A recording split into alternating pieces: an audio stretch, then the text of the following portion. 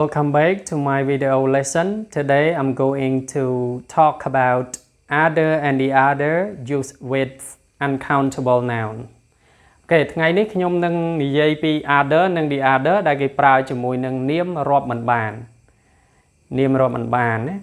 លើកមុនយើងបានរៀនតែពី singular noun plural noun អីចឹងណាគឺជាមួយនាមរាប់បានឥឡូវយើងមករៀនជាមួយនាមរាប់មិនបានវិញ other ហ្នឹងហើយនឹង the other ហ្នឹងប្រើជាមួយនាមរាប់មិនបាននាមរាប់មិនបានគឺជានាមដែលមិនអាចប្រើជាមួយចំនួនលេខបានបងប្អូនទៅចំណាំអញ្ចឹងឧទាហរណ៍ថាយើងមិនអាចនិយាយ one money យើងមិនអាចនិយាយ one water យើងមិនអាចនិយាយ two water three water អីចឹងបានទេនោះហើយគឺជានាមរាប់មិនបានលក្ខណៈសម្គាល់វាអញ្ចឹងបើសិនជាយើងអាចដាក់ចំនួនតួលេខនៅពីខាងមុខវាបានគឺជានាមរាប់បានបើមិនអាចដាក់បានគឺជានាមរាប់មិនបានអូខេយើងអាចនិយាយ one money two money three money one water three water two water អីចឹងបានទេណាជានាមរាប់មិនបានអូខេ I want to drink other coffee ចឹងឃើញពី other ខាងក្រោយវានាមរាប់មិនបាននេះ coffee នាមរាប់មិនបានចឹងយើងអាចប្រើវាបានណានាមរាប់មិនបានបែបនេះគឺយើងអាចប្រើវាបាន Can you buy me the other coffee តើអ្នកអាចទិញកាហ្វេផ្សេងទៀតឲ្យខ្ញុំបានអត់ផ្សេងទៀតប៉ុន្តែវាច្បាស់លាស់ណា the other នេះកាលណាយើងប្រើ the other គឺ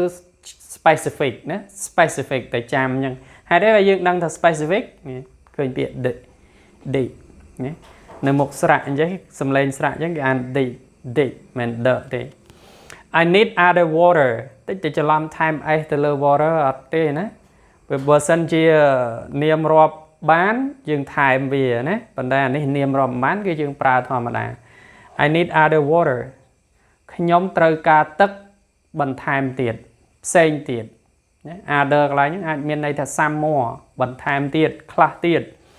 The other water has been drunk ទឹកផ្សេងទៀតត្រូវបានគេឆៃអស់ហើយណា other water the other water មានន័យថាយើងលើកឡើងពី water ណាមួយ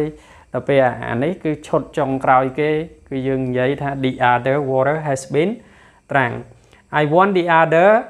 money ខ្ញុំចង់បានលុយផ្សេងទៀតអញ្ចឹងនៅក្នុងវីដេអូនេះគ្រាន់តែឲ្យបងប្អូនយល់ដឹងពីការប្រើប្រាស់ other និង other the other ហ្នឹងអាចប្រើជាមួយនឹងនាមរាប់មិនបានដែរប៉ុន្តែពាក្យ another មិនអាចប្រើជាមួយនឹងនាមរាប់មិនបានទេណា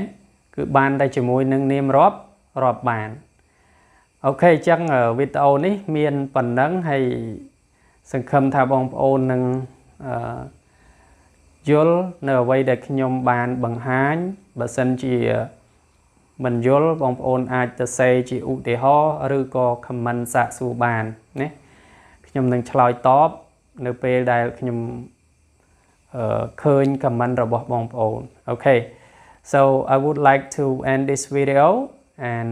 I hope that you will learn something from this video see you in the next video thank you